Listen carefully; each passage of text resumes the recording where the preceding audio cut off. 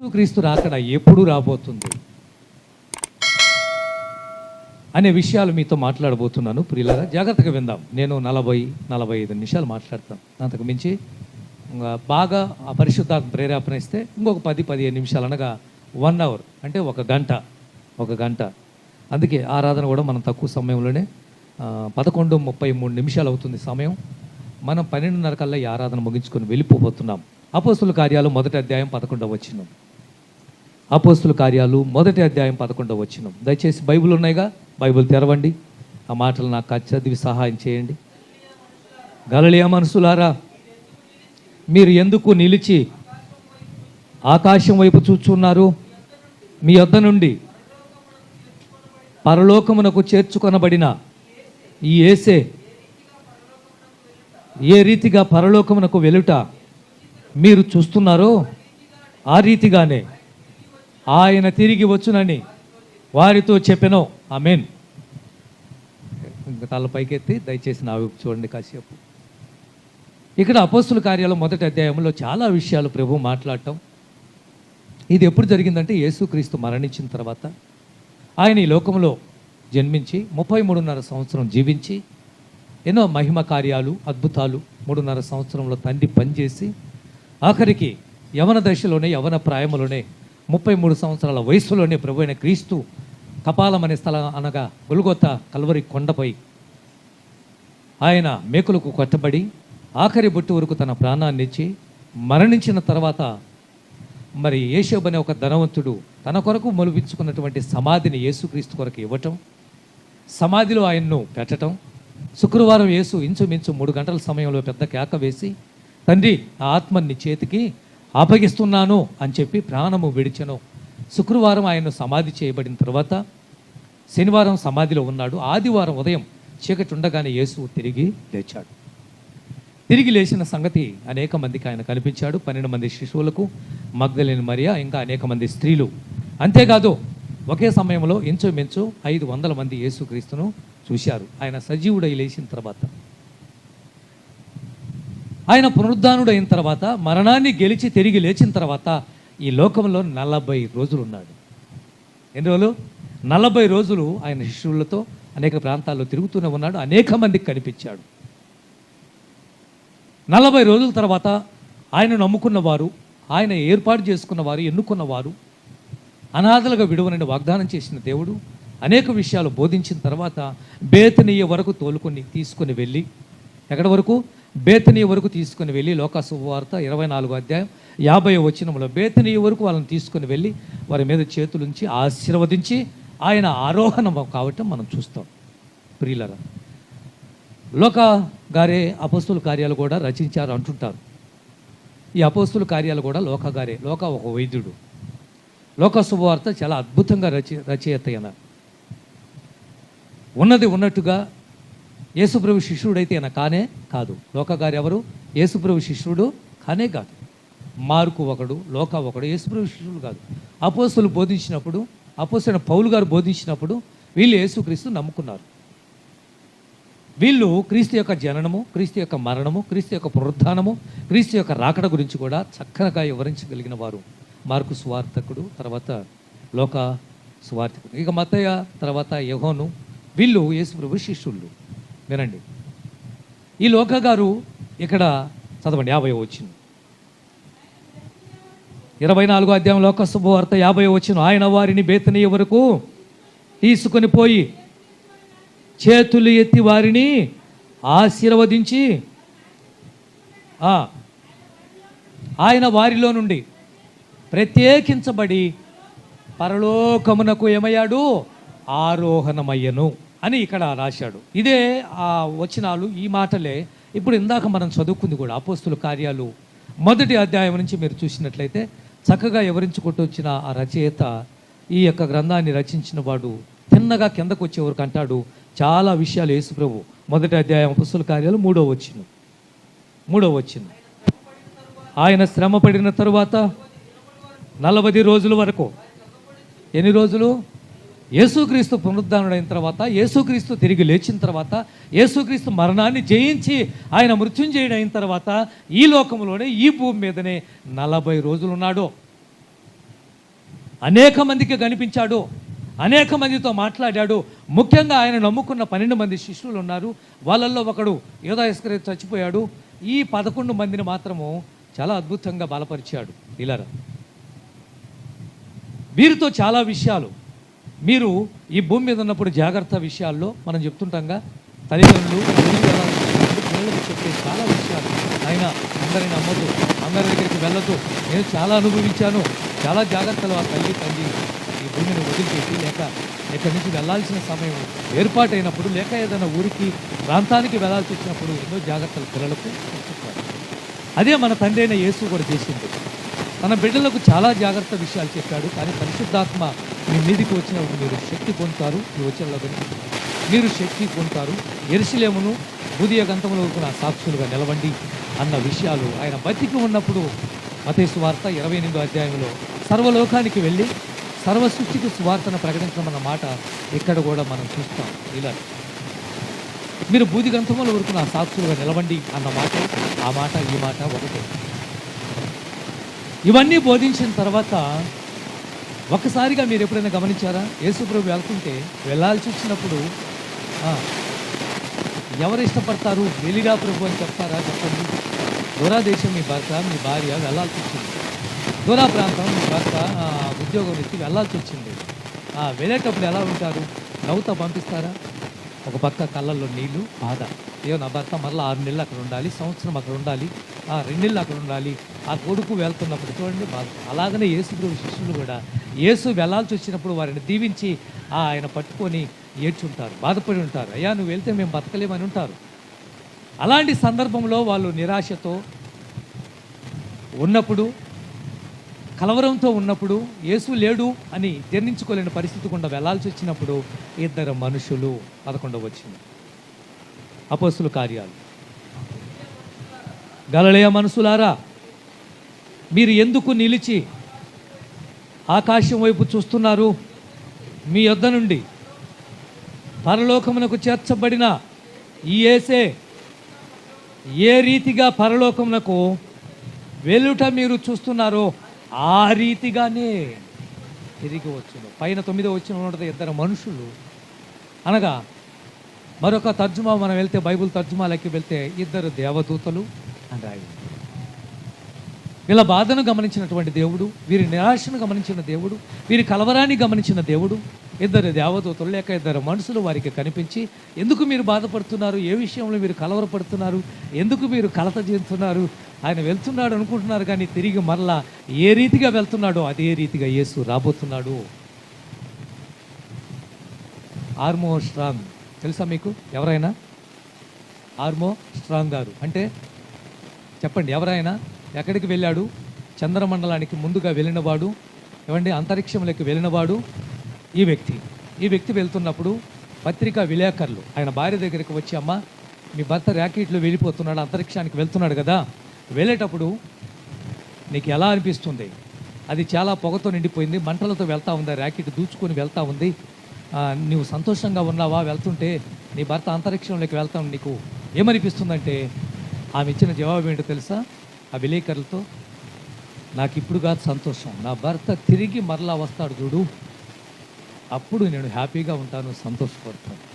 వీళ్ళరా వెళ్ళేటప్పుడు, భర్త వెళ్ళేటప్పుడు, భార్య వెళ్ళేటప్పుడు, దూరా దేశం దూరా ప్రాంతానికి దూరా ప్రయాణం వెళ్ళాల్సేటప్పుడు అప్పుడు సంతోషంగా ఉండరు. ఎప్పుడు సంతోషిస్తుంది ఆ భార్య, ఎప్పుడు సంతోషిస్తారు ఆ పిల్లలంటే తిరిగి క్షేమంగా కొడుకు వస్తాడు చూడు, తిరిగి ఆ భర్త క్షేమంగా వస్తాడు చూడు, అప్పుడు హ్యాపీనెస్. ఈరోజు క్రైస్తవులకు సంతోషం లేదు. ఎప్పుడు సంతోషం? యేసుక్రీస్తు తిరిగి రావాలి. దేవునికి స్తోత్రం, హల్లెలూయా. ఆయన తిరిగి వచ్చిన రోజున ప్రతి క్రైస్తవుడు ముఖంలో నవ్వు, పరిశుద్ధుడు ముఖంలో సంతోషం, ఆనందం వేరుగా ఉంటుంది. ప్రియులారా, ఆనందం వేరుగా ఉంటుంది.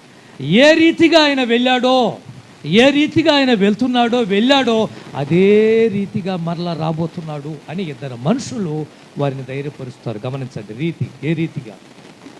క్రీస్తు రాకడ గురించి మీతో మాట్లాడుతున్నాను. ఏ రీతిగా అన్న విషయం మీతో కొంచెం మాట్లాడాలి. 2 స్నేహితులు నాకు తెలుసు, మార్కపురం. ఒకరోజు మేము కలిసిన తర్వాత అతను నాతో మాట్లాడిన మాటలు, మనతో పాటు ఒక ఫ్రెండ్ కూడా ఉన్నాడు కదా, ఆ ఫ్రెండ్ కానీ నాకు అంతగా పరిచయం లేదు అతను. నీకు ఫ్రెండ్ అన్న? అవునవును, నాకు ఫ్రెండ్. ఈరోజున అతను అమెరికాలో ఉన్నాడు, అమెరికా వెళ్ళాడు. ఈరోజు చక్కని భార్య, పిల్లలు, కుటుంబం సంతోషంగా ఉంది. కానీ అమెరికా వెళ్ళి 10 సంవత్సరాల తర్వాత అతను మరలా మన ఇండియాకు వచ్చాడు. ఇండియాకు వచ్చిన తర్వాత అతను నేను కలిశాను. కలిసినప్పుడు మొదటి ప్రేమ, మొదటి అనురాగం, మొదటి విధేయత, తగ్గింపు, మొదటి మాట తీరు, మొదటి డ్రెస్ కోడ్, మొదటి ఆలోచన ఇవన్నీ మారిపోయాయి అన్నాడు. ఏంటి? ఇండియాలో ఉన్నప్పుడు ఆ ఇద్దరు స్నేహితుల మధ్య ఉన్న ప్రేమ, ఆప్యాయత, విధేయత, అనురాగం, మాట తీరు, ఆ నడవడి, ఆ డ్రెస్ కోడ్ ఇవన్నీ మారిపోయాయి. డ్రెస్ కోడ్ మారిపోతే మారిపోయింది. మాట తీరు మారిపోవటం ఏంటి? డబ్బు వచ్చినంత మాత్రాన, నువ్వు అమెరికా వెళ్ళిపోయినంత మాత్రాన ఏమండి నీ వ్యవహారం మారిపోవటం ఏంటి?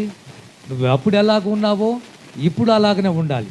అప్పుడు ఎలా మాట్లాడావో ఇప్పుడు అలాగనే మాట్లాడాలి. చింతకాయలను చూసి ఒక ఆమె ఏమంది, ఏం కాయాలరా వంకర తింక అండి ఏమంది, ఎవరు టౌన్కి వచ్చినాక, పట్టణానికి వచ్చినాక నీ మాట తీరు అంత మారిపోతుందా? ఏమండి, మార్చుకో, నీ డ్రెస్ మార్చుకో, తప్పులేదు. చేతికి పెట్టుకున్న వాచ్ మార్చుకో, ఏమండి వాడుతున్న సెల్ ఫోన్ మార్చుకో, వెహికల్ మార్చుకో, ఏమండి స్థలము, పొలము, ఇల్లు మార్చుకో. డబ్బు వచ్చింది కాబట్టి ప్రవర్తన మార్చుకోవటం ఏంటి? ఏమండి, అతను చెప్తున్న మాటలు ఏంటంటే, ఇదిగో అంతకుముందు చాలా మేమిద్దరం మనం ఎలా ఉన్నామో వాడు నేను అలాగ ఉండేవాళ్ళం. కానీ ఎప్పుడైతే అమెరికా వెళ్ళాడో 10 సంవత్సరాల తర్వాత మరలా నాకు కలిశాడు. కలిసిన తర్వాత తన మాట్లాడే విధానం మారిపోయింది, తన నడవడి మారిపోయింది, తన వ్యవహారం మారిపోయింది, తన తీరే మారిపోయింది. ఇప్పుడు 11వ వచనం మరలా చదువుతాను. చదవయ్యా. అపోస్తుల కార్యాలు 11వ వచనం. మీరెందుకు నిలిచి ఆకాశం వైపు చూస్తున్నారు? మీ యొద్ద నుండి పరలోకమునకు చేరిన యేసే, అది మీరు అండర్లైన్ చేసుకోవాల్సింది. ఏ రీతిగా ఆయన వెళ్ళాడో, ఏ రీతిగా పరలోకానికి చేర్చబడుతున్నాడో ఆ రీతిగానే. అంటే ఆయన ప్రేమలో మార్పు ఉండదు, ఆయన కనికరంలో మార్పు ఉండదు, ఆయన మాట్లాడే విధానంలో మార్పు ఉండదు, ఆయన నడవడిలో మార్పు ఉండదు. ఏ ప్రేమనైతే ఈ భూమి మీద ఉన్నప్పుడు యేసు కనుపరిచాడో, ఏ దయనైతే చూపించాడో, ఏ జాలైతే పడ్డాడో అలాంటి గుణగణాలతోనే మరలా తిరిగి రాబోతున్నాడు. కాకపోతే ఇక్కడ మార్పులు చేయవలసింది ఏంటంటే, ఒకప్పుడు యేసుక్రీస్తు ఎలా వచ్చాడంటే దీనుడిగా, రిక్తుడిగా, నిరుపేదగా వచ్చాడు. ఈసారి రెండో రాకడలో మాత్రం అలా. మొదటి రాకడలో యేసు దీనుడిగా వచ్చాడు, రిక్తుడిగా వచ్చాడు, తగ్గించుకొని వచ్చాడు, నిరుపేదగా వచ్చిన ప్రభు అయిన యేసుక్రీస్తు రెండో రాకడలో కొదమ సింహంగా, గర్జించు సింహంగా ఆయన రాబోతున్నాడు. నేను ఎందుకు ఏ రీతిగా అని చెప్పానో వాళ్ళు దేవదూతలు అంటారు, ఆయన ఏ రీతిగా వెళ్ళాడో అదే రీతిగా. అంటే దాని అర్థం ఏంటంటే ఆయన మార్పు లేనివాడు. హల్లెలూయా చెప్పండి ఒకసారి. ఎలాంటి దేవుడు? మార్పు. మనం మారాం, మనం మారుతాం. ఏమండి, ఇందాక చెప్పానే, వాళ్ళు ఏమొచ్చింది? మార్పు వచ్చేసింది. ఆయన అలా మారే దేవుడు కాదు, మారే దేవుడు కాదు. ఎక్కడున్నాయి ఆ మాటలు ఒకసారి చూడండి. ఎబ్రీ పత్రిక 13వ అధ్యాయము 8వ వచనం. కొంతమంది మలాకి 3:6. నిన్న నేడు ఒక్కటే రీతిగా ఉన్నాడో. చూసావా? మన ప్రభు అయిన యేసుక్రీస్తు మార్పులు చేర్పులు అయ్యేవాడు కాదు. ఆదిలో ఎలా ఉన్నాడో, అబ్రహాంతో ఎలా మాట్లాడాడో, నోహుతో ఎలా మాట్లాడాడో, ఇస్సాకు యాకోబుతో ఎలా మాట్లాడాడో అలాగనే మోషేతో కూడా మాట్లాడుకుంటూ వచ్చాడు. వాళ్ళని ఎలా దర్శించాడో ఈరోజు మనల్ని కూడా వాక్యం ద్వారా అలాంటి దర్శనమే ఇస్తున్నాడు ప్రభు అయిన క్రీస్తు. అప్పుడు ఎలాంటి మహిమ కార్యాలు జరుగుతున్నాయి, ఇప్పుడు కూడా కార్యాలు దేవుడు జరిగిస్తూనే ఉన్నాడు. నిన్న నేడు అంటాడు. నిన్న నేడు నిరంతరం మార్పు లేనివాడు, మారినటువంటి వాడు. మలాకి గ్రంథం 3వ అధ్యాయం 6వ వచనం కూడా. మలాకి గ్రంథం 3వ అధ్యాయం 6వ వచనం. యెహోవానైన నేను మార్పు లేనివాడను గనుక. చాలే, ఎలాంటి దేవుడు? అందుకే ఇద్దరు మనుషులు కనిపించి యేసుప్రభు శిష్యులతో చెప్తున్నాడు. ఆ బేతనీయ వరకు వాళ్ళని తీసుకొని వెళ్ళారు. ఆ శిష్యులే కాదు, చాలామంది వచ్చి ఉంటారు. వారిని చేతులెత్తి ఆశీర్వదించి కొన్ని జాగ్రత్తలు చెప్పి ఆయన ఆరోహణమైపోయిన తర్వాత ఒక మేఘం ఆయన్ను కమ్ముకుంది, కనిపించకుండా అదృశ్యమైపోయాడు. అయితే వాళ్ళు చెప్పింది ఏంటంటే, ఏ రీతిగా వెళ్తున్నాడో అదే రీతిగా యేసు రాబోతున్నాడు. మార్పు లేనివాడో, నిన్న ఎలా ఉన్నాడో నేడు అలాగనే ఉన్నాడో. ఇలాంటి దేవుణ్ణి అనుసరిస్తున్న మనము క్రీస్తు రాకడకు ఎలా సిద్ధపడుతున్నాము, ఆయన ఎప్పుడు వస్తాడు, ఎలా వస్తాడు, దేని మీద వస్తాడు అనే విషయాలు మీతో మాట్లాడబోతున్నాను ప్రియులారా. ఈరోజు క్రైస్తవులు ఎంత సిద్ధపడి ఉన్నారు, ఎంత మెలకువ కలిగి ఉన్నారు? మార్కు సువార్త 2 మాటలు చూపించి మూలవాక్యాలు ముందుకు వెళ్ళిపోదాం మనం. 13:32 13వ అధ్యాయం 32వ వచనం. ఆ దినమును గూర్చి అనగా ఏ దినము? ఆ గడియను గూర్చి తండ్రికి తప్ప ఏ మనుషుడైనను, పరలోకమందున దూతలైనను, కుమారుడైనను తెలియదో. యేసుక్రీస్తు రాకడా ఒక్క తండ్రికి తప్ప దేవదూతలకు తెలియదు, మనుషులకు తెలియదు, ఆయన ఆరాధిస్తున్న వారికి తెలియదు, ఆయన నిత్యము దేవుడని పూజిస్తున్న వారికి తెలియదు, ఆఖరికి ప్రభు అయిన యేసుక్రీస్తుకు కూడా తెలియదు. ఆయన ఇలా చిటికేస్తాడు, తండ్రి కుమారుడేట్రా, ఏంటి నాన్న నువ్వు వెళ్ళు అంటాడేమో, చెప్పలేము. అది ఏ టైమో తెలియదు, ఏ గడియో తెలియదు. అందుకే ఇందాక ఒక పాట పాడింది, ఏ దినమో నీకు ఏ గడియో నీకు తెలియదురా మానవుడా. మనిషి యొక్క మరణం కూడా ఎప్పుడో ఎక్కడో ఎప్పుడు వస్తుందో కూడా తెలియదు. మరణం వచ్చినప్పుడు నువ్వు ఏ ప్రాంతంలో ఉన్నా, ఏ దేశంలో ఉన్నా, ఏ వీధిలో ఉన్నా, ఏ ఊరిలో ఉన్నా నువ్వు తప్పించుకోవడానికి మాత్రం అవకాశము లేదు. దొంగ ఏ జామున వస్తాడు? మత్తయి సువార్త 24:42. మత్తయి సువార్త 24:42, 24వ అధ్యాయం 42వ వచనం. మత్తయి సువార్త 24వ అధ్యాయం 42వ వచనం. ఏంటి? అదిగో 24వ అధ్యాయం 42వ వచనం, 25 కాదు 42వ వచనం. ఏ దినమున్నా మీ ప్రభు వచ్చునో మీకు తెలియదు గనుక. ఆమేన్, హల్లెలూయా. ఏ జామో తెలియదు, ఏ గడియో తెలియదు, ఎప్పుడు వస్తాడో తెలియదు. మరి ఏం చేయాలి ఒక క్రైస్తవుడు? మార్కు సువార్తలో కూడా ఆ మాటలు ఉన్నాయిగా, ఇందా చదివించిన భాగం 32వ వచనంలో కూడా ఉన్నాయా లేవా? చదవాలా మీరు ఆ మాట? 32వ వచనం ఆఖరి చూద్దాం. ఎవరికి తెలియదు అన్న కాడ అదిగో ఏమన్నాడు? మార్కు గారు రాశారు, మత్తయ్య గారు కూడా రాశారు. ఏమని? ఏ దినం వస్తాడో, ఏ గడియ వస్తాడో తండ్రికి తప్ప, దేవదూతలకైనను తండ్రికి తప్ప, కుమారుడికైనను తండ్రికి తప్ప ఏ మనుషుడికి కూడా యేసుక్రీస్తు పలాని డేటు, పలాని నెల, పలాని ఇయర్ వస్తాడనేది లేదో.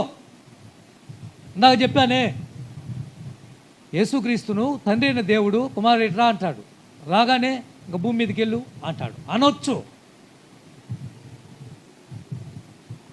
అలాంటి సమయం రావచ్చు ప్రియమైన దేవుని బిడ్డలారా, అలాంటి సందర్భం రావచ్చు. కానీ ఏం చేయాలో మరి క్రైస్తవులు చెప్పండి ఇప్పుడు. అమ్మా ఏం చేయాలి? ఏం చేయాలి వాళ్ళు చెప్తారు, వెనకోళ్ళు చెప్తారు. ఏం చేయాలి? 2 వాక్యాలు చూపించాను, మత్తయి సువార్త, మార్కు సువార్త 2 చూపించాను.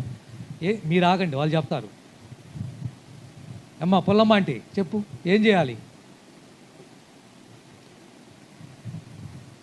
కమ్మగా నిద్రపోతా ఉంది ఆమె. ఏం చెప్పింది చెప్పండి.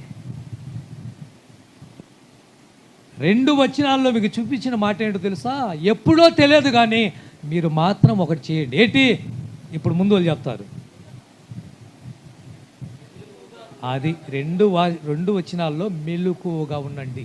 అది ఎప్పుడో తెలియదు, క్రీస్తు రాకడ వస్తుంది. ఏ టైమో తెలియదు, వస్తాడు. ఏ రోజో తెలియదు, వస్తాడు. ఏ వారమో తెలియదు, వస్తాడు. ఏ సంవత్సరమో తెలియదు, వస్తాడు. కానీ మీరు ఒకటి చేయండి, ఎప్పుడు మెలకువగా ఉండి ఎదురు చూడండి. నెంబర్ 2, యేసుక్రీస్తు రాకడ వచ్చినప్పుడు ఇప్పుడు చెప్పారు వీళ్ళు, దాన్ని నేను తీసేయను, ఏ మాట కూడా తీసేయను. వాళ్ళు చెప్పింది కూడా వాస్తవమే. సిద్ధపడి ఉండండి, మెలకువ కలిగి ఉండండి. రెండోది, ఎప్పటికప్పుడే ఈరోజు వస్తాడేమో, ఈ పూట వస్తాడేమో అని అన్నట్టుగా సిద్ధపడి ఉన్నాయి. ఆ మాటలు చూడండి, మత్తయి సువార్త 24:44 వచ్చిన 24:44 వచ్చిన మీరు అనుకొనని గడియలో, అంటే యేసుక్రీస్తు వస్తాడు కాబట్టి అది ఏం చేయాలి? బాప్తీసం తీసుకున్న వాళ్ళు ముఖ్యంగా ఏం చేయాలి? మీరు అనుకొనని, ఇప్పుడు ఎందుకు వస్తాడు ప్రభు అనుకుంటారే, ఈరోజు ఎందుకు వస్తాడు ప్రభు అనుకుంటారే, ఈ నెలలో ఎందుకు వస్తాడు అనుకుంటారు. అలాంటి సందర్భంలో యేసు రావచ్చు. కాబట్టి వచ్చినప్పుడు మీరు చేయవలసింది ఏంటంటే సిద్ధపడి ఉంటే ఎత్తపడతారు. అది ఇద్దరు మనుషులు కనపడి గలిలయ మీరు ఎందుకు బాధపడుతున్నారు, మీరు ఎదురు చూస్తున్నారే, వెళ్తున్న యేసుక్రీస్తు ఏమైపోతాడు అనుకుంటున్నారు. ఏ రీతిగా ఎక్కిపోయాడో, పరలోకానికి ఆరోహణమయ్యాడో, ఆ రీతిగానే ప్రభు అయిన క్రీస్తు మరలా రాబోతున్నాడో. ఆయన వచ్చినప్పుడు ఎలా ఉంటుందో కూడా మీతో చెప్తాను ప్రియులారా. మొదటిగా ఎలా వస్తాడు, లేక దేని మీద వస్తాడు? రైట్, ఏంటి?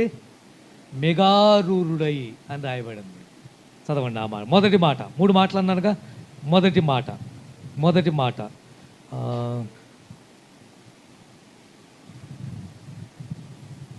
ప్రకటన గ్రంథం 7వ వచనం. ప్రకటన గ్రంథం 1వ వచనం. ఇదిగో ఆయన మెగారుడై వచ్చుచున్నాడు, ప్రతి నేత్రము ఆయనను చూచును, ఆయనను పొడిచిన వారు చూచెదరు, భూజనులందరూ ఆయన్ను చూసి రొమ్ము కొట్టుకుంటారు. మత్తయి సువార్త 24:29 వచనం.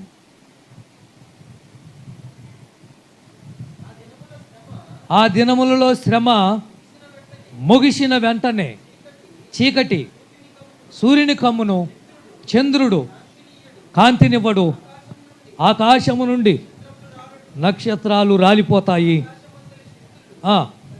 కదిలింపబడతాయి. అప్పుడు మనిషి కుమారుడు చూసిన కనపడును, ప్రభావముతో మహామహిమతోను మెగారూరుడై ఓచుట చూసి భూమి మీద ఉన్న సకల గోత్రముల వారు రొమ్ము కొట్టుకుంటారు. ఆయన పొడిచిన వారు కూడా చూస్తారని చెప్పాం ప్రియులరా.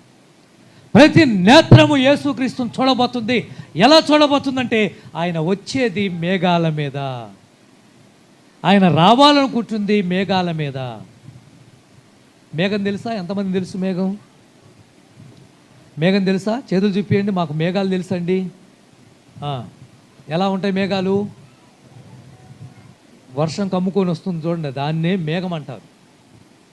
దాన్నే మేఘం. ఆ మేఘాల మీద యేసుక్రీస్తు మధ్య మీరు వీడియో చూస్తున్నారా? యూట్యూబ్లో, సోషల్ మీడియాలో చాలా వైరల్ అవుతున్న వీడియోలు ఏంటంటే యేసుక్రీస్తు ఆ మేఘాల మీద పెట్టి కింద ఉన్నలో అని కేకలేస్తూ ఉంటారు. సాట్లు చూసి ఉంటారు మీరు అండి. చేయించు ఏమండి, ఒక యేసు ప్రభు ఆ మేఘాల మీద పెడతారు. అవన్నీ ఏమంటే గ్రాఫిక్స్లే. అలా పెట్టేసి కింద ఉన్న వాళ్ళు యేసుక్రీస్తు వచ్చినట్టుగా కేకలేస్తూ ఉంటారు. ఇవన్నీ కూడా మనం చూస్తుంటాం ప్రియులారా. ఆయన ఎలా రాబోతున్నాడంటే మేఘవాహనుడు ఈ మేఘాల మీద యేసుక్రీస్తు రాబోతున్నాడో. ప్రతి నేత్రం ఆయన చూడబోతుంది, ప్రతి వ్యక్తి ఆయన చూడబోతున్నారు. ఈ రోజున అనేక మంది అమాయకులైన క్రైస్తవులను హింసిస్తున్న వారు ఆ రోజు చూసి రొమ్ము కొట్టుకునే రోజు ఒకటి ఉంది. యేసుక్రీస్తును హింసించిన వారు, బాధ పెట్టిన వారు, పొడిచిన వారు, ఏమంటే కొరడాలతో కొట్టిన వారు, ముళ్ళ కిరీటం పెట్టిన వారు, వాళ్ళు కూడా ఆయన్ను చూడబోతున్నారు. మేఘాలు మీరు పాటలు వినుంటారు, పాత పాటలు. మేఘాల మీద యేసు పరిశుద్ధులందరినీ, మేఘాల మీద యేసు వచ్చుచున్నాడు, పరిశుద్ధులందరినీ తీసుకుపోతాడు.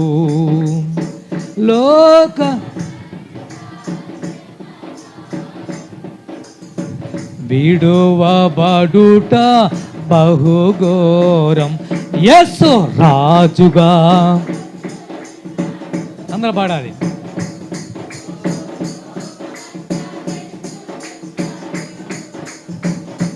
యేసు రాజుగా వచ్చుచున్నాడు,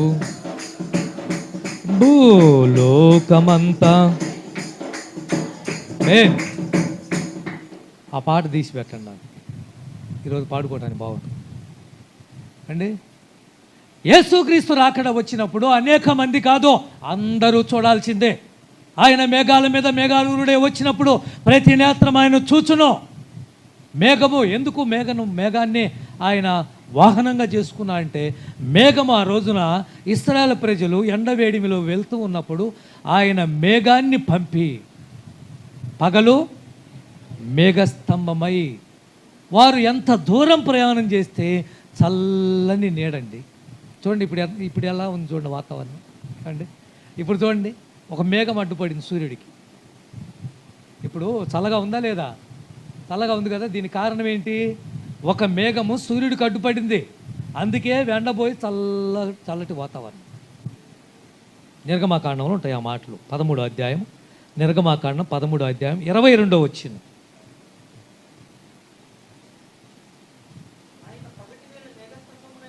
ఆయన పగటి వేళ మేఘస్తంభమునైనను రాత్రి వేళ అగ్ని స్తంభమునైనను తొలగింపలేదు.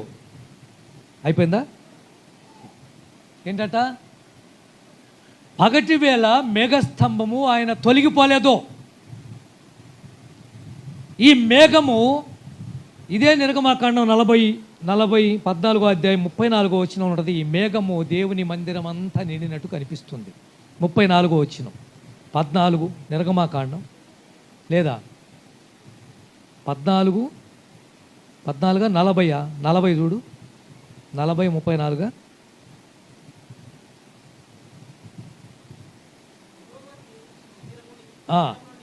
40వ అధ్యాయం క్షమించాలి, 34వ వచనం. అప్పుడు మేఘము ప్రత్యక్షపు గుడారమును కమ్మగా యెహోవా తేజస్సు మందిరమంతా నింపింది. ఆ మేఘము మందిరము యెహోవా తేజస్సుతో నిండిన గనుక మోషే,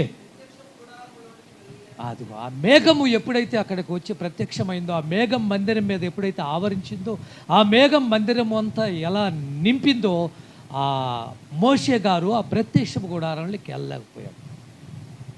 ప్రియురాలు, యేసుక్రీస్తు రాకడ ఎలా ఉంటుందంటే, మేఘాల మీద ఆయన రాబోతున్నాడు. ఎందుకు రాబోతున్నా అంటే, పరిశుద్ధులైన వారిని తీసుకొని వెళ్ళాలి. ఆయనే చెప్పాడు, నేను వెళ్ళి మీకు స్థలము సిద్ధపరుస్తాను. 14వ అధ్యాయము యోహాను సువార్త 2వ వచనం నుంచి ఉంటాయి ఆ మాటలు, చదవద్దులే. నేను వెళ్ళి మీకు స్థలము సిద్ధపరుస్తాను. స్థలమే కాదు, మీ అందరికీ నివాసాలు కడతాను, ఇల్లు కడతాను. నేను మరలా వస్తాను, నేను మరలా వచ్చి మిమ్మల్ని తీసుకొని వెళ్తాను. ఎందుకు? నేను ఉండే స్థలములో మీరు ఉండులాగునా అంటారు. ఎక్కడ? నేను ఎక్కడ ఉంటున్నానో, ఎక్కడ ఉంటున్నాడో పరలోకములో, అక్కడ మీరు ఉండాలి, నాతో మీరు ఉండాలి అని ఆశతో యేసుక్రీస్తు ఏ రీతిగా వెళ్ళాడో అదే రీతిగా రాబోతున్నాడు. యేసుక్రీస్తు రాకడ ఎలా ఉంటుందంటే, మేఘాల మీద ఆయన రాబోతున్నాడు. ప్రపంచమంతా చూడాల్సిందే, ఎవ్వడు కళ్ళు మూసుకొని ఉండడానికి వీల్లేదు. ప్రతి నేత్రం ఆయనను చూచు. నెంబర్ 2, రెండోది, యేసుక్రీస్తు రాకడ ఎలా ఉండబోతుంది, ఎలా రాబోతుందంటే, అదే మత్తయి సువార్త 24వ అధ్యాయము 30వ వచనం. అప్పుడు మనిషి కుమారుని చూచిన ఆకాశమందు కనపడును. అప్పుడు మనిషి కుమారుడు ప్రభావముతోను మహామహిమతోను ఆకాశ మేఘారూఢుడై వచ్చును. దేవునికి స్తోత్రము కలుగునుగాక. చెప్పండి హల్లెలూయా. యేసుక్రీస్తు రాకడ ఎలా రాబోతుందంటే, ప్రభావముతో, మహిమతో. ప్రభావం అంటే చెప్పండి, ప్రభావం అంటే ఏంటి? మహిమ. మహిమ అంటే దైవజనుల్లో ఒక మహిమ ఉండాలి, మందిరములో మహిమ ఉండాలి, పరిశుద్ధుల్లో మహిమ ఉండాలి, అంటే పవర్ ఉండాలి. పవర్ లేకపోతే ఇంట్లో ఎన్ని ఉన్నా ఏమీ లాభం ఉండదు. ప్రియులారా, మహిమ అంటే పవర్, శక్తి, ప్రభావము. ఆ రోజు ఏలీ కోడలు ఏలీ ఇద్దరు కుమారులు చనిపోయారన్న వార్త ఏలీకి తెలిసినప్పుడు పీట మీద కూర్చున్న ఏలీ దైవజనుడు ముందుకు పడి చచ్చిపోవటం, మెడ విరిగి. ఏలీ కోడలు గర్భవతిగా ఉంది, అనగా కుమారుడి భార్య గర్భవతిగా ఉంది. ఈ విషయం కాస్త ఆమె దాకా వెళ్ళిపోయింది. ఆమె 9వ నెల ప్రెగ్నెంట్, కానుపోయే సమయం. అప్పటికే నొప్పులు వస్తూ ఉన్నాయి.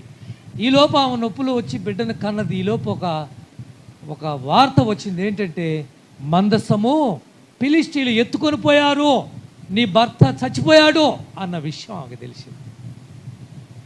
ఎప్పుడైతే ఆవిడకి తెలిసిందో ఆమె ఆ పిల్లోడికి ఒక పేరు పెడుతుంది.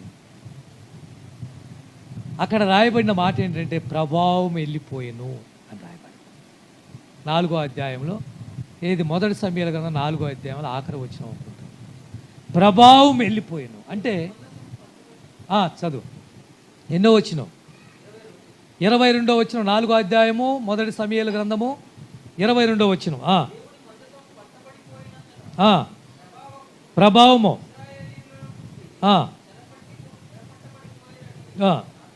ఆమె చెప్పాను. ప్రభావం అనగా మహిమ వెళ్ళిపోయింది, మందసం పట్టబడింది, దేవుని మహిమను కోల్పోయారు, దేవుని మహిమ లేకుండా పోయింది. ప్రియమైన సంఘ బిడ్డలారా వినండి, మహిమ లేకపోతే మందిరంలో కార్యాలు జరగవు, మహిమ లేకపోతే దైవజనుడి ద్వారా ఏ కార్యము జరగదు, మహిమ లేకపోతే మన ప్రార్థనకు ప్రతిఫలము రాదు. ఆయన ఎలా రాబోతున్నా అంటే ప్రభావముతోనూ మహిమతోనూ యేసుక్రీస్తు రాబోతున్నాడు. మహిమను పోగొట్టుకున్నప్పుడు, మందసం పట్టబడినప్పుడు అనేక సందర్భాల్లో మనం చూస్తాం, ఫిలిష్తీయుల చేతిలో ఇశ్రాయేలు ప్రజలు ఓడిపోయారు. మందసం ఉంటే గెలుస్తామని ఆ రోజు ఫిలిష్తీయులు యుద్ధ భూమిలోకి తీసుకొని వెళ్ళినప్పుడు ఇశ్రాయేలు ప్రజలు మందసం ఉన్నప్పటికీ కూడా ఓడిపోయారు. ఏ మందసం అయితే ఫిలిష్తీయులు ఎత్తుకొని వెళ్ళారో, ఏ మందసం అయితే వాళ్ళ దగ్గర ఉందో, ఆ మందసం వల్ల ఫిలిష్తీయులు నష్టపోయారు. అంటే మహిమ కార్యాలు అక్కడ జరిగాయి. ఏ దేవత ముందైతే ఆ మందసాన్ని తీసుకెళ్ళి పెట్టారో, ఆ దేవత రాత్రికి ముందుకు పడి మెడ విరిగిపోయింది, దాని తల పక్కన పడిపోయింది. ఏమండి, మరలా వెళ్ళి ఆ విగ్రహాన్ని మరలా నిలబెడితే 2వ రోజు కూడా అదే జరిగింది. ఏ మందసం మన మధ్యలో ఉంటే బాగుపడతామనుకున్నారో, అదే మందసం వల్ల ఆ ఫిలిష్తీయుల కంట గడ్డలు శరీరాల గడ్డలు వచ్చేసింది. ఇది ఇక్కడ ఉంటే మనం తట్టుకోలేమని మందసాన్ని ఎద్దుల బండి కట్టి ఆ మందసాన్ని మరలా దావీదు ఊరికి పంపించేస్తారు. ప్రియులను, మహిమ 25వ అధ్యాయం మత్తయి సువార్త, మహిమ గురించి ఒక మాట, 31వ వచనం. మత్తయి సువార్త 25వ అధ్యాయం 31వ వచనం. తన మహిమతో మనిషి కుమారుడును ఆయనతో కూడా సమస్త దూతలను వచ్చినప్పుడు ఆయన తన మహిమ గల సింహాసనం మీద ఆసీనుడై ఉండను. ఈ అధ్యాయంలో మీకు తెలుసో తెలియదో, ఆ సింహాసనం మీద కూర్చున్నవాడు ప్రభు అయిన క్రీస్తు. ఆయన ఈ ఉదాహరణ చెప్తూ ఉన్నప్పుడు రాజును పోల్చాడు. సింహాసనం మీద కూర్చున్న రాజు గొర్రెలను మేకలను వేరు చేయటం, ఆశీర్వదింపబడిన వారా రండి, మీ కొరకు నా రాజ్యం సిద్ధపరిచాను, ఇందులో ప్రవేశించండి అని చెప్పటం. కొంతమందిని మేకలను వేరు చేసిన ఆ మేకలను అపవాదికిని వాని దూతలకు సిద్ధపరచబడినా నిత్య అగ్నికి మీరు ఆహుతి కాండి, నరకంలో పడండి అని వాళ్ళని నెట్టివేయటం. ఈ విషయాలన్నీ కూడా ఇక్కడ మనము చూస్తాం. ప్రియులారా, మహిమ, ఆయనకు ఒక సింహాసనం ఉంది, మహిమ సింహాసనము. ఆ సింహాసనం మీద కూర్చొని ప్రభు తీర్పు తీర్చబోతున్నాడు. నువ్వేమిటో, నీ బతుకేమిటో తెర మీద చూపించబోతున్నాడు. నువ్వేం చేశావు అన్నది మొత్తం పూర్తిగా ప్రజల మధ్యలో పెట్టబోతున్నాడు. ఆ రోజు దగ్గరలో నుండి రాబోతుంది. జాగ్రత్త. 16వ అధ్యాయం మత్తయి సువార్త 27వ వచనం. మనిషి కుమారుడు తన తండ్రి మహిమ కలిగిన వాడై తన దూతలతో కూడా రాబోచున్నాడు. అదిగో ఎలా తన తండ్రి మహిమ కలిగిన వాడు, ఆ మహిమ కలిగిన వాడే ప్రభు అయిన క్రీస్తుగా రాబోతున్నాడు. దూతలను వెంట పెట్టుకొని వచ్చినప్పుడు ఆయన అదే సింహాసనం మీద ఆసీనుడు అయ్యి ఆయన తీర్పు తీర్చబోతున్నాడు. ఏమిటి ఆ తీర్పులంటే ఎవని క్రియలు చొప్పున వారికి ఫలము లేక జీతం ఇవ్వబోతున్నాడు.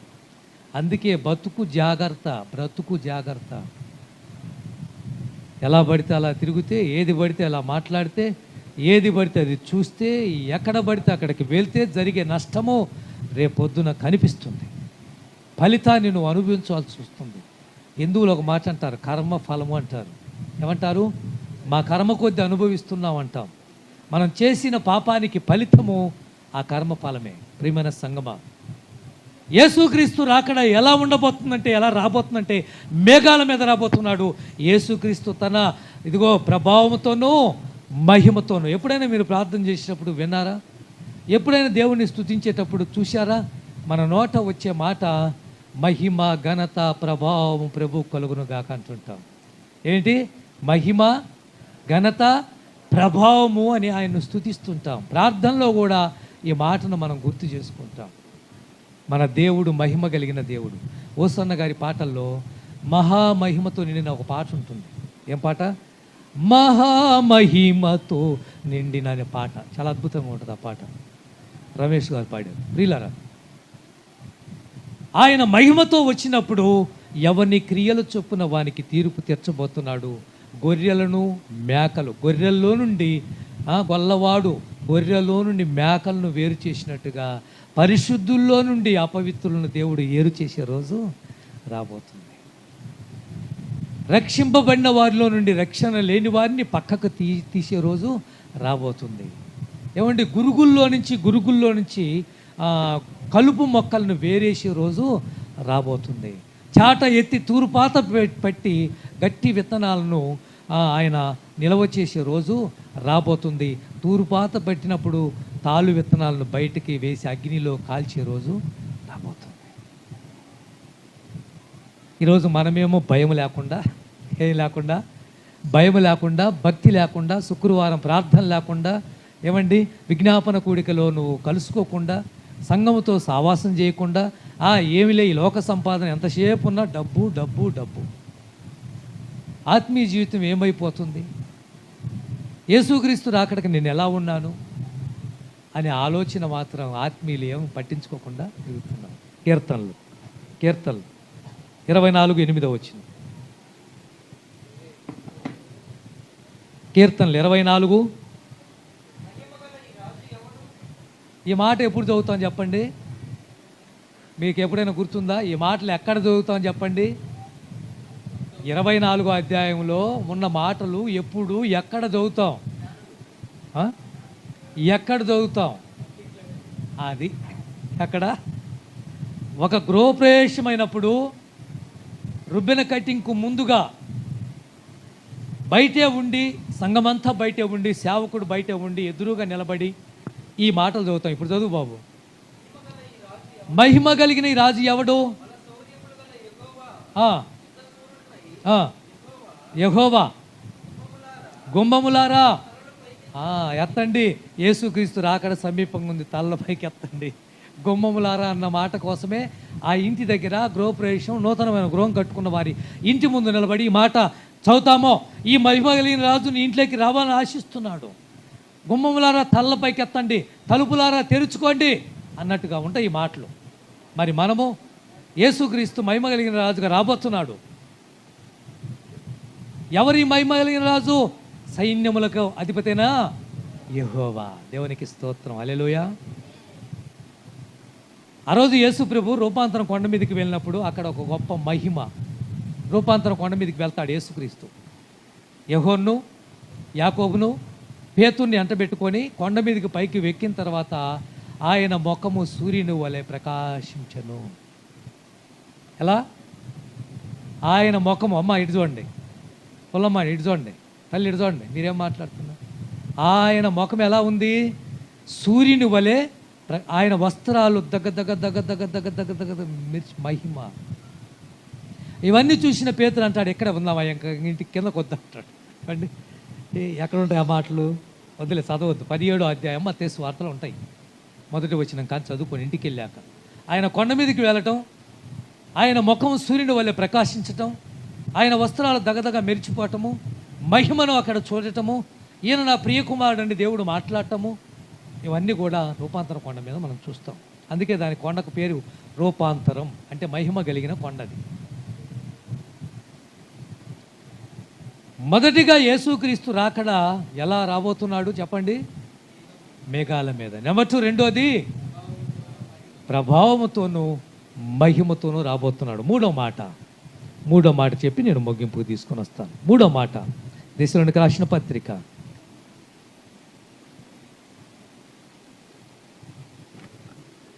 4వ అధ్యాయం, మొదటి దశలోనికి రాసిన పత్రిక 4వ అధ్యాయం 16వ వచనం. ఆర్భాటముతోనూ ప్రధాన దూత శబ్దముతోనూ దేవుని బోరతోనూ పరలోకము నుండి ప్రభు దిగివచ్చును. క్రీస్తునందుండి మృతులైన వారు మొదట లేతురు. ఆ మీదట సజీవులమై నిలుచును మనము వారితో కూడా ఏకముగా ప్రభువుని ఎదుర్కొనుటకు ఆకాశ మండలమునకు మేఘాల మీద కొనిపోబోతాము. కాగా మనము సదాకాలము ప్రభువుతో కూడా ఉందము. ఈ మాటల చేత ఒకరిని ఒకరు ఏం చేసుకోవాలి? ఆదరించుకోండి అని అపోస్తలుడైన పౌలు గారు దశలోనిక సంఘానికి రాశాడు. మూడో మాట ఆయన ఎలా రాబోతున్నాడంటే ఆర్భాటముతోనూ, 3 ఉంటాయి అక్కడ, ఆర్భాటముతోనూ ప్రధాన దూత శబ్దంతోనూ. ఇప్పుడు చెప్పండి, ఆర్భాటం అంటే ఎలా ఉంటుంది చెప్పండి? ఆర్భాటం ఎప్పుడైనా చూసారా?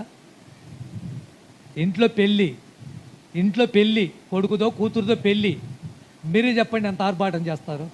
ఏమండి, మీ ఇంటికి ఒక అతిథి వస్తున్నాడు, చాలా గొప్పవాడు, మీరే చెప్పండి ఎంత ఆర్భాటం చేస్తారు? మన ఏరియాకు ఒక మంత్రి గారు రాబోతున్నారు, మనమే చెప్పండి మన ఏరియాలో ఎంత ఆర్భాటం చేస్తామో, ఎన్ని ఫ్లెక్సీలు పెడతామో. ఆర్భాటం అంటే అదే.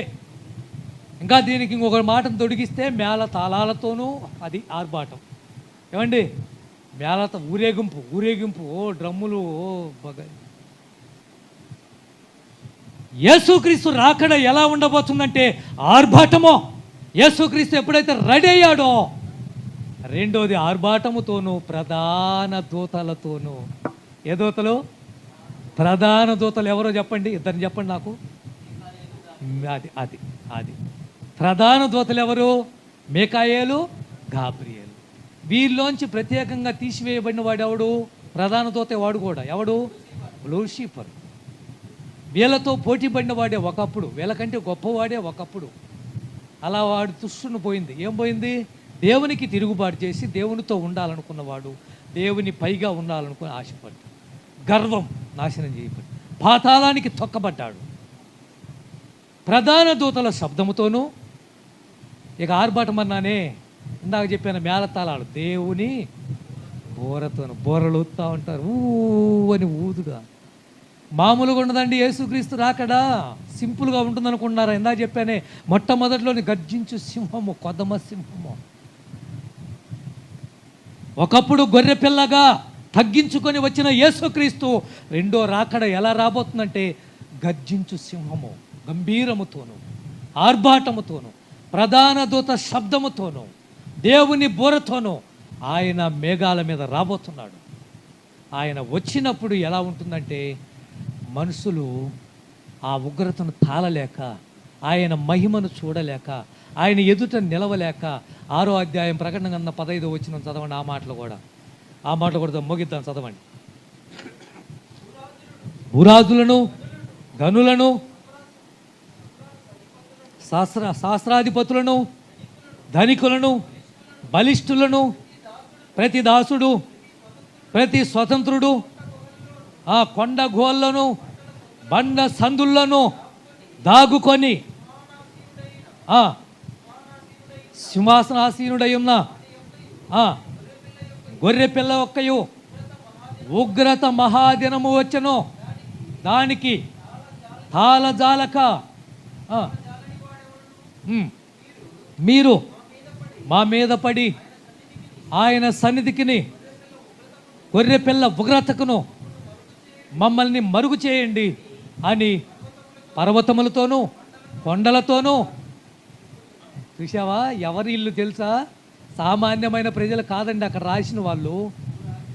భూరాజులో, భూపతులు, సామంతులు, శాస్త్రాధిపతులు, గొప్ప గొప్ప వాళ్ళండి. ఇలా క్రీస్తు అంటే లెక్క లేకుండా తిరుగుతున్నారే వాళ్ళేనండి. మందిరానికి రావటానికి ఈగో అడ్డుపడిందే వీళ్ళేనండి. మందిరములో అడుగు పెట్టకుండా చేసిందే డబ్బు వాళ్ళేనండి. శాస్త్రాధిపతులు, అధికారులు, డబ్బున్న వాళ్ళు, ధనవంతులు. వీళ్ళు కొండగోళ్ళకి వెళ్ళి బండ సందుల్లో చొరబడి, అయ్యో గొర్రెపిల్ల ఉగ్రత వచ్చింది, దేవుని మహిమ వచ్చింది, దేవుని ఉగ్రతకు మమ్మల్ని తప్పించువాడు ఒక్కడు లేడే, దయచేసి మమ్మల్ని కప్పండి, కాపాడండి అని బండలతోనూ కొండలతోనూ చెప్పుకునే రోజులు రాబోతుంది. అదే యేసుక్రీస్తు యొక్క రాకడ. ఒక్కసారి ఊహించండి ఇలాంటి పరిస్థితి. 2020-21 భయంతో బతికంగా ఏమండి, ఏది కరోనాకే లక్షల్లో చచ్చిపోతూ ఉంటే ఆ రోజున ఏమండి, మీరు శ్మశానంలో చూశారో లేదో, అంబులెన్సులు వర్షం నిలబడ్డాయి, ఖాళీ లేక, కాల్చడానికి ఖాళీ లేక, పూడ్చిపెట్టడానికి ఖాళీ లేక. అవి చూస్తూ ఉంటే ఒళ్ళు వెంట్రుకలు గగ్గర పొడిచాయి. అయ్యో ఇంత భయంకరమైన రోజులు అవి అని అల్లాడిపోయాయి 2020-21.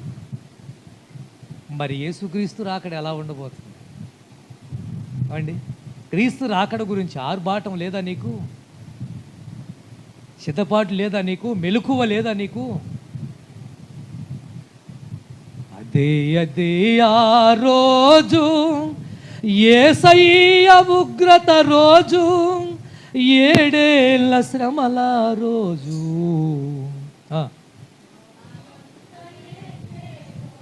మీరు పాడితే బాగుండదని నాకు ఈ పాట మొత్తం వచ్చు తెలుసా మీరు అండి? పాట మొత్తం, పాత పాటలు అన్నీ వచ్చు, అన్నీ నేర్చుకున్నాను.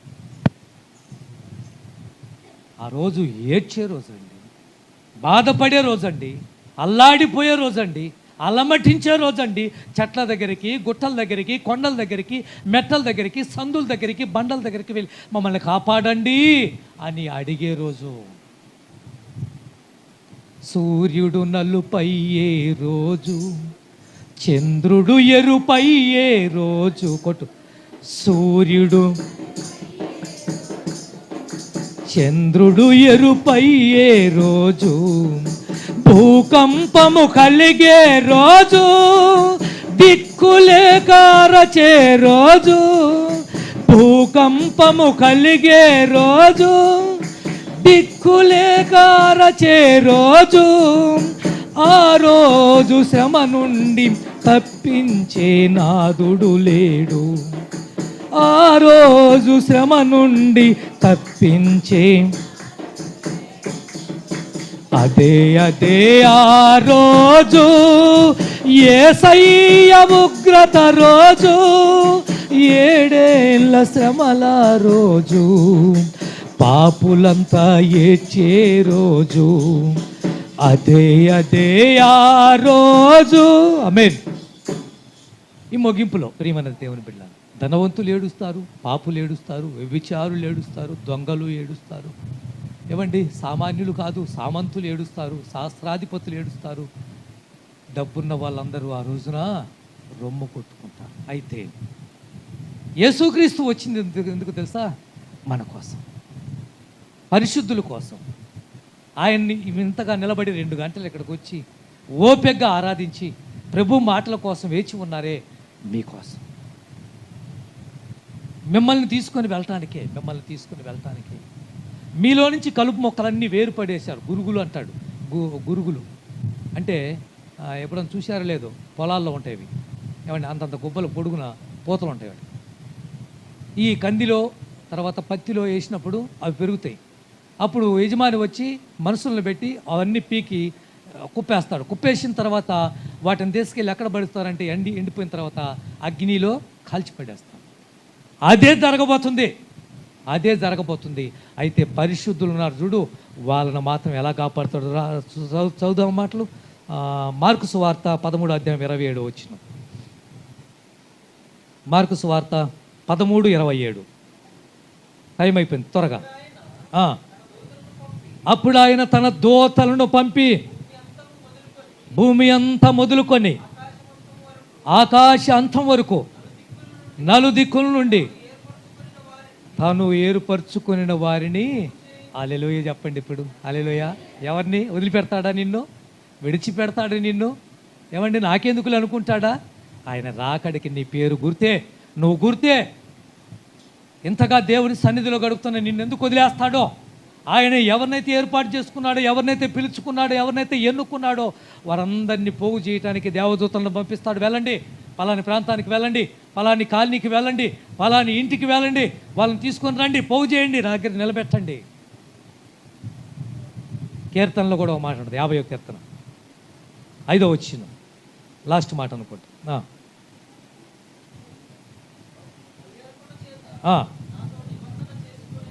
50వ కీర్తన 5వ వచనం. నా భక్తులను చూశావా? ఆయన భక్తులను వదిలేస్తాడా? నా భక్తులు ఎక్కడెక్కడ ఉన్నారో అందరిని తీసుకొని రండి. ఆశీర్వదింపబడినవాడో బయట నిలవనేలా అన్న మాట ఆ రోజున 25వ అధ్యాయం 37వ వచనంలో మీరు మత్తయి సువార్త చూడండి. ఇదిగో నా రాజ్యం మీకోసము, ఆశీర్వదింపబడిన వారు మీరు, నన్ను ఆరాధించిన బిడ్డలు మీరు, నా కోసం శ్రమలు అనుభవించిన వారు, శోధనలు అనుభవించిన వారు, దరిద్రాన్ని అనుభవించిన వారు, బాధలు అనుభవించిన వారు, ఓర్చుకున్నవారు మీరు. మిమ్మల్ని నేను ఎందుకు వదిలేస్తాను? నా భక్తులను ఎక్కడికి సమకూర్చండి. జకర్యా గ్రంథం 14వ అధ్యాయం 5వ వచనం, మత్తయి సువార్తకు వెనక ఉంటుంది. మత్తయి సువార్తకు ముందు భాగంలో ఉంటుంది చూడండి. 14:5 వచనం కూడా.